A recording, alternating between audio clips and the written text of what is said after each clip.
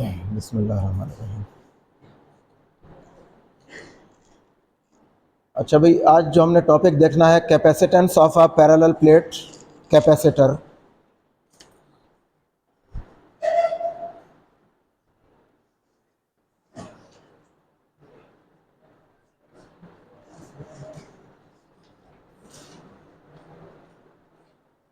Capacitance of a parallel plate capacitor.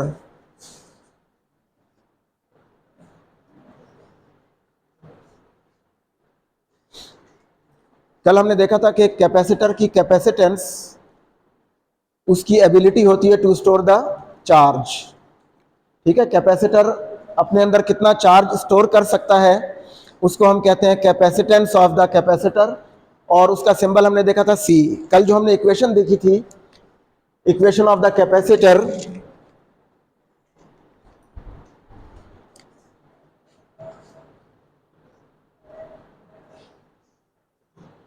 चले पहले ये थोड़ा सा मैं इसकी लिख देता हूँ theory. Consider a parallel plate capacitor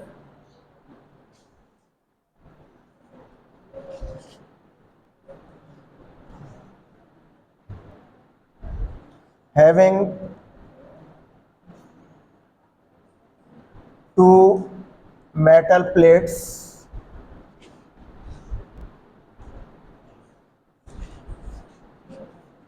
each of area A। ठीक है, उनमें से हर एक का एरिया जो है that is A।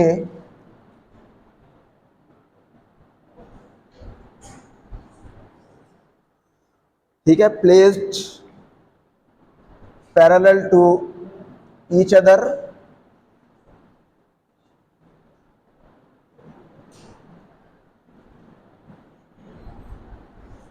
As shown in the figure. ठीक है, हमारे पास एक पैरेलल प्लेट कैपेसिटर है जिसमें हमारे पास दो मेटल प्लेट्स हैं which are placed parallel to each other. Area of each plate is A. इनमें से हर प्लेट का एरिया ए है, and the two plates are separated by a small distance D. ठीक है,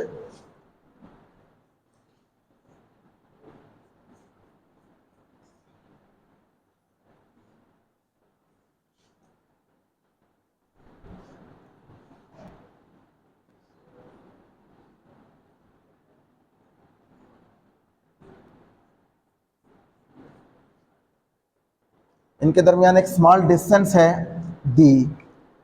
ठीक है, so that is the distance between the two plates D। कल भी हमने देखा था कि these two plates are connected to a battery of voltage V।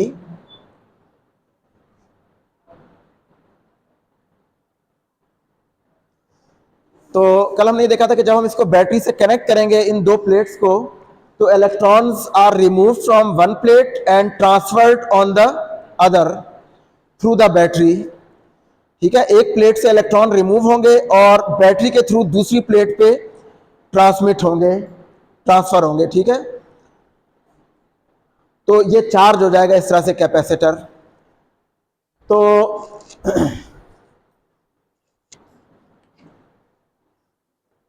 फिलहाल हमने कहा है कि इन प्लेट्स के दरमियान अभी वैक्यूम है या एयर है। ठीक है, तो हमने कल देखा था इक्वेशन ऑफ द कैपेसिटर, ये हम कल देख चुके हैं। The equation of a capacitor is Q is equal to CV, where C was the capacitance। ये हमने कल देखा था कि C कैपेसिटेंस है, Q चार्ज है on each plate, V potential difference है बिटवीन द प्लेट्स जो कि बैटरी के पोटेंशियल डिफरेंस के बराबर होगा। तो अभी हमने कहा है कि इन दो प्लेट्स के दरमियान वैक्यूम है या एयर है। So let there is vacuum और air in between the two plates.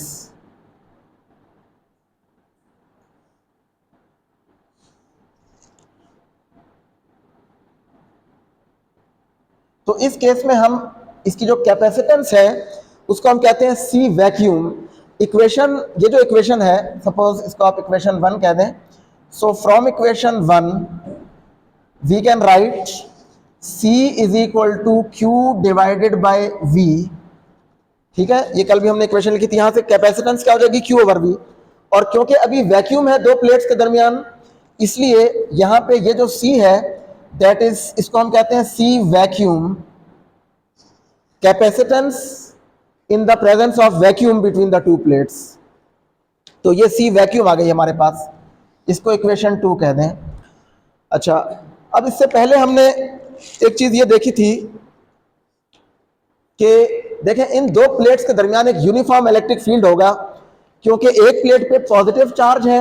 हमने कहा था इस प्लेट पे प्लस क्यू चार्ज होगा, टोटल चार्ज या इक्विलिब्रियम चार्ज या मैक्सिमम चार्ज, और इस पे माइनस क्यू, क्योंकि इलेक्ट्रॉन्स यहां से रिमूव हो रहे हैं और यहां पे ट्रांसफर हो रहे हैं। तो यहां पे इलेक्ट्रॉन्स की कमी की वजह से पॉजिटिव चार्ज होगा इस प्लेट पे, इस पे इलेक्ट्रॉन्स एक्सेस में है, तो जितना इस प्लेट पे पॉजिटिव चार्ज है उतना ही इस प्लेट पे नेगेटिव चार्ज है, यानी जितने यहां से इलेक्ट्रॉन रिमूव हुए हैं उतने इलेक्ट्रॉन यहां ट्रांसफर हुए हैं। So the two plates have equal and opposite charge. और हमने पहले भी देखा था कि अभी हमने कहा कि इनके दरमियान डिस्टेंस स्मॉल है, so that electric field between the two plates is uniform, क्योंकि दो पैरेलल प्लेट्स के दरमियान यूनिफॉर्म इलेक्ट्रिक फील्ड होता है, ये हम पहले देख चुके हैं। और वो इलेक्ट्रिक फील्ड कन्फाइंड है between the two plates.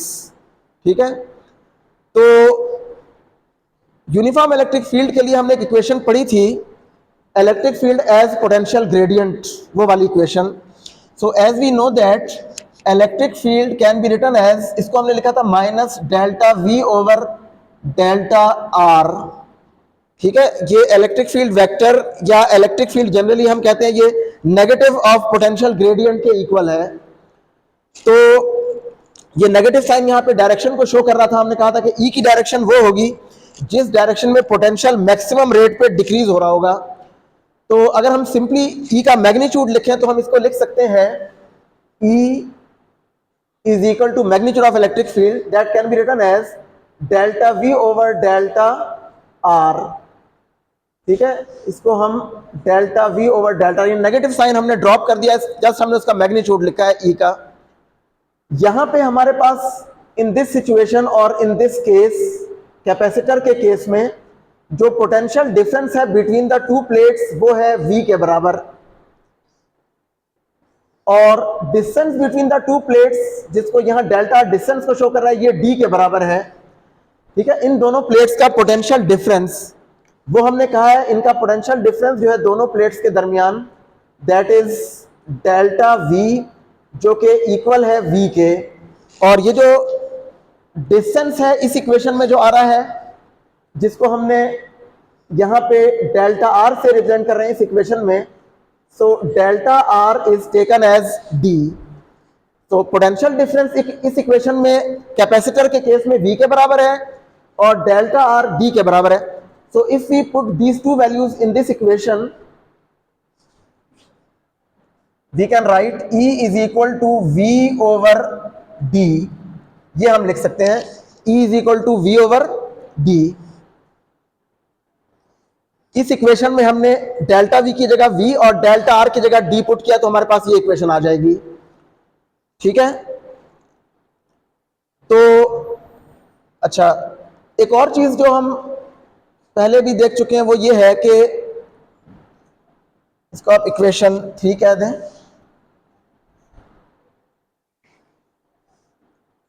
Electric field between two oppositely charge parallel plates, ये हमने गासेस लॉ की एप्लीकेशन देखी थी, 2-3 एप्लीकेशन हमने देखी थी, उसमें से एक एप्लीकेशन हमने ये देखी थी, electric field between two oppositely charge parallel plates.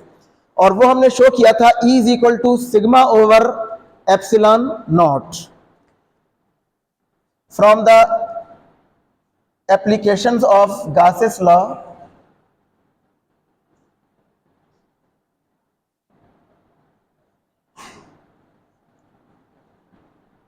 the electric field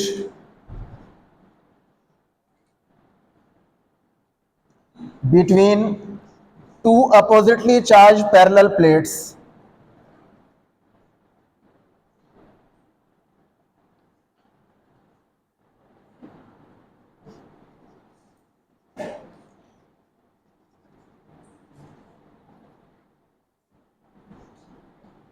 is, ये क्या था, ये था E is equal to sigma over epsilon naught. ये हम पढ़ चुके हैं, E is equal to sigma over epsilon naught. ठीक है, गाउस लॉ की एप्लीकेशन में हमने ये देखा था। इसको आप कहते हैं इक्वेशन 4। तो देखें यहां भी ये दो अपोजिटली चार्ज पैरेलल प्लेट्स हैं और ये भी इलेक्ट्रिक फील्ड दो अपोजिटली चार्ज पैरेलल प्लेट्स के दरमियान है। सो इक्वेशन 3 में भी इलेक्ट्रिक फील्ड है between two oppositely charge parallel plates of the capacitor, और यहां भी हम वही इलेक्ट्रिक फील्ड ले रहे हैं। सो वी कैन कंपेयर, ये भी E है और ये भी E है, तो हम इक्वेशन 3 और इक्वेशन 4 को कंपेयर कर सकते हैं। So if we compare equation 3 and 4,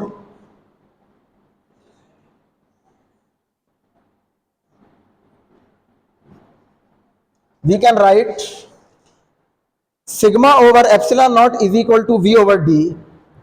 ठीक है, या ऐसे लिखने के V over D is equal to sigma over epsilon naught।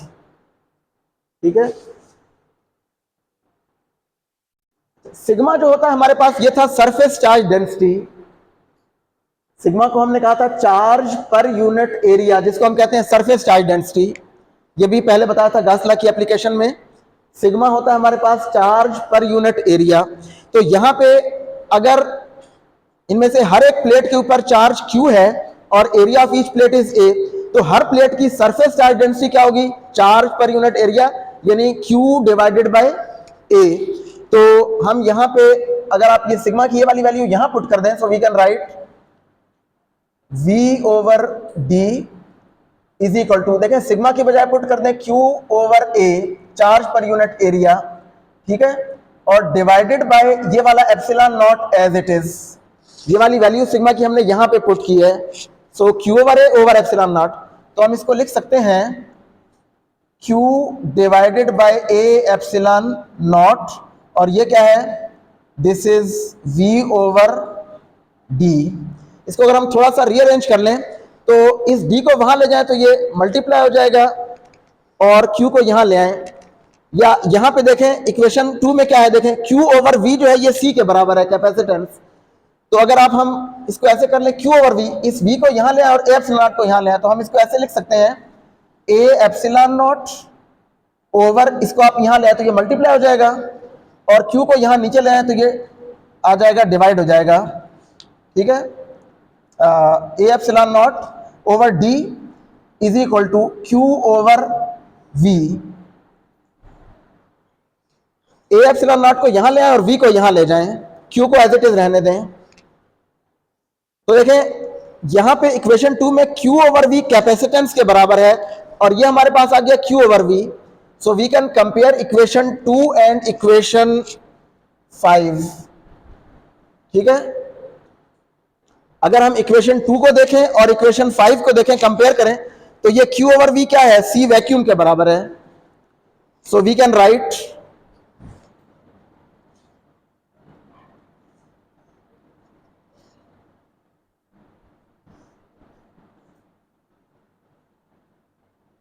हम क्या लिख सकते हैं कि C vacuum is equal to A epsilon naught over D। ये कैपेसिटेंस है of a parallel plate capacitor in the presence of vacuum. ये last equation कैसे लिखी हमने, देखें यहां पे C वैक्यूम है Q ओवर V के बराबर, और यहां पे Q over V A epsilon naught over D के बराबर है। तो अगर हम Q ओवर V की जगह C वैक्यूम लिख दें तो ये C vacuum A epsilon naught over D के इक्वल आ गया। तो देखें ये इक्वेशन कैपेसिटेंस को शो कर रही है। हमारा टॉपिक था capacitance of a parallel plate capacitor. So if we have a capacitor having two parallel plates, each of area A separated by a distance d, and this capacitor is placed in vacuum, then its capacitance is given by C vacuum is equal to A epsilon naught over D. ये इसकी capacitance का formula है, capacitor की capacitance, ठीक है। और ये कब है? जब वैक्यूम होगा बिटवीन द टू प्लेट्स। तो देखें इस इक्वेशन में कल हमने कहा था कि कैपेसिटेंस जो है वो डिपेंड करती है ज्योमेट्रिकल फैक्टर्स के ऊपर और मीडियम के ऊपर। ज्योमेट्रिकल फैक्टर्स यहाँ पे एरिया है और area of each plate and distance between the two plates, these two are the geometrical factors. While epsilon naught ये मीडियम की प्रॉपर्टी है, अभी तो फिलहाल वैक्यूम है, so it is permittivity of vacuum. अगर हम इस कैपेसिटर की प्लेट्स के दरमियान कोई मीडियम रख दें, कोई मीडियम मींस कोई इंसुलेटिंग मटेरियल, कल भी बताया था कि कैपेसिटर की प्लेट्स के दरमियान कोई इंसुलेटिंग मटेरियल होता है जिसको हम डाई इलेक्ट्रिक भी कहते हैं, ठीक है। तो अगर हम कोई मीडियम रख दें between the two plates, then capacitance of the capacitor will be increased, ठीक है। वो कैपेसिटर की कैपेसिटेंस इंक्रीज हो जाएगी और उस केस में हमारे पास जो फार्मूला होगा that will be written as, वो मैं यहां पे लिख रहा हूं। सो अच्छा, एक चीज जो यहां से शो हो रही है कि ये जो कैपेसिटेंस है it is directly proportional to the area of the plates and it is inversely proportional to the distance between the two plates. ये चीज यहां पे यानी ज्योमेट्रिकल फैक्टर्स पे ये इस तरह से डिपेंड कर रही है कैपेसिटेंस, कि अगर आप प्लेट्स का एरिया ज्यादा कर दें तो उसकी कैपेसिटेंस कैपेसिटर की बढ़ जाएगी, ज्यादा हो जाएगी। Capacitance is directly proportional to area of each plate and capacitance is inversely proportional to the distance between the two plates, ठीक है। तो देखिए एरिया ज्यादा होने का मतलब क्या है कि आप बड़ी प्लेट ले रहे हैं, तो अगर प्लेट का साइज छोटा होगा तो उस पर कम चार्ज स्टोर होगा, जाहिर है। अगर प्लेट का साइज बड़ा होगा तो उस पर चार्ज भी ज्यादा स्टोर हो सकेगा, ठीक है। या आप ऐसे कह सकते हैं कि अगर आपके पास बड़ा रूम है, जैसे क्लासरूम है आपका, बड़ा क्लासरूम है तो उसमें ज्यादा बच्चे बैठ सकते हैं, छोटा क्लासरूम है तो उसमें कम बच्चे बैठ सकते हैं। सिमिलरली बड़ी प्लेट है तो उस पर ज्यादा चार्ज स्टोर होगा, capacity ability to store charge ये उसकी ज्यादा होगी। So capacitance is proportional to the area of each plate and it is inversely proportional to the distance. Distance जितना कम होगा कैपेसिटेंस उतनी ज्यादा होगी, लेकिन ये एक लिमिट है कि उस लिमिट से कम अगर आप डिस्टेंस कर देंगे तो उस केस में इलेक्ट्रिक डिस्चार्ज प्रोड्यूस होगा, तो वो उस लिमिट से हम कम नहीं कर सकते distance between the two plates को। अच्छा, फिर तीसरी चीज हमने ये देखनी है कि मीडियम पे कैसे डिपेंड करती है capacitance. So if there is an insulating medium between the two plates,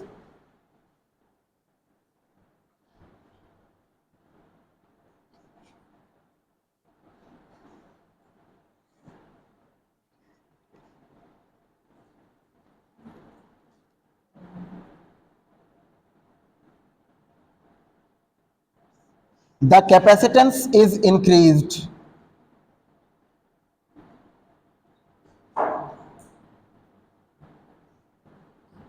by a factor epsilon r relative permittivity of that medium। जो हमने कूलम्स लॉ में भी ये क्वांटिटी हमने पढ़ी थी, relative permittivity। तो इसका मतलब ये है कि वो कैपेसिटेंस अब क्या हो जाएगी, उसको हम लिखते हैं C medium. So C medium is A epsilon not epsilon r divided by D। ये अब मीडियम की मौजूदगी में कैपेसिटेंस ये होगी,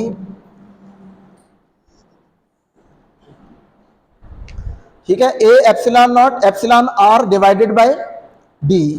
सो that is the capacitance in the presence of an insulating material, ठीक है, which is taken as a medium between the two plates such that this medium should fill completely the space between the two plates.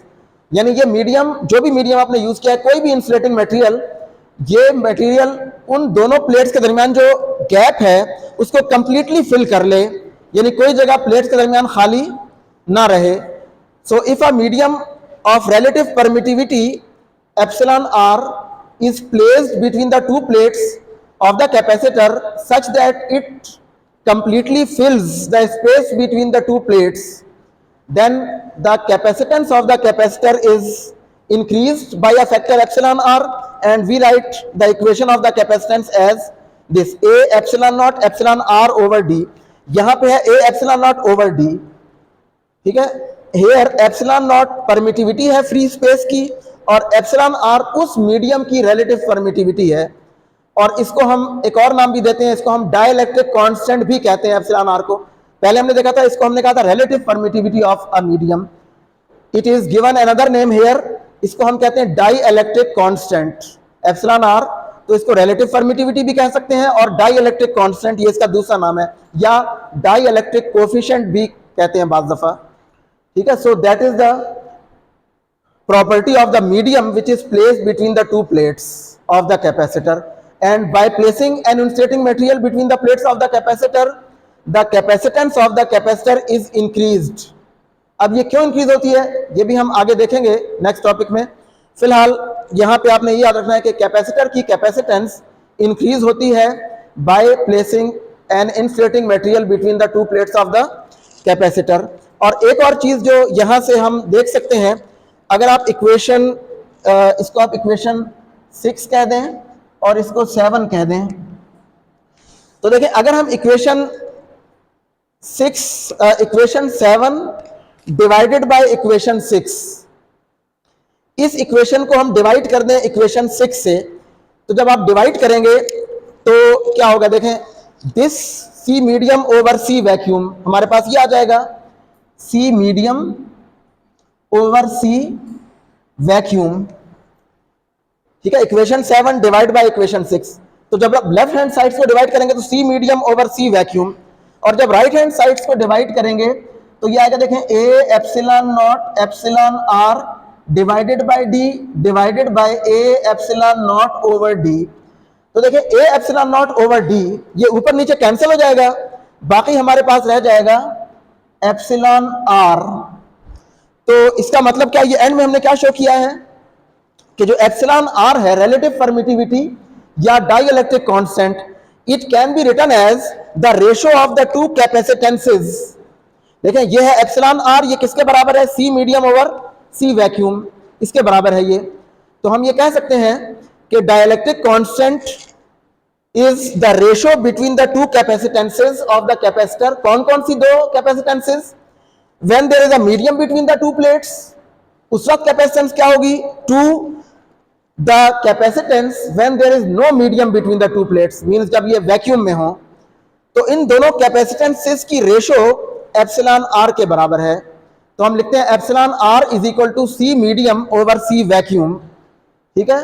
ये भी एक relation है कि relative permittivity epsilon R इन दो capacitances की रेशियो के बराबर है, ठीक है, C medium over C vacuum. और देखें यहां से पहले भी हमने देखा था एप्सिलॉन आर की कोई यूनिट नहीं होती, यहां भी देखें यहां भी ये दोनों कैपेसिटेंसेस हैं, तो सेम क्वांटिटीज की रेशियो है, तो इसकी कोई यूनिट नहीं होगी एप्सिलॉन आर की, ठीक है। सो रिलेटिव परमिटिविटी और dielectric constant is the ratio of these two capacitances, capacitance of the capacitor when there is a medium between the two plates to the capacitance of the capacitor when there is no medium between the two plates, ठीक है, समझ आ गई।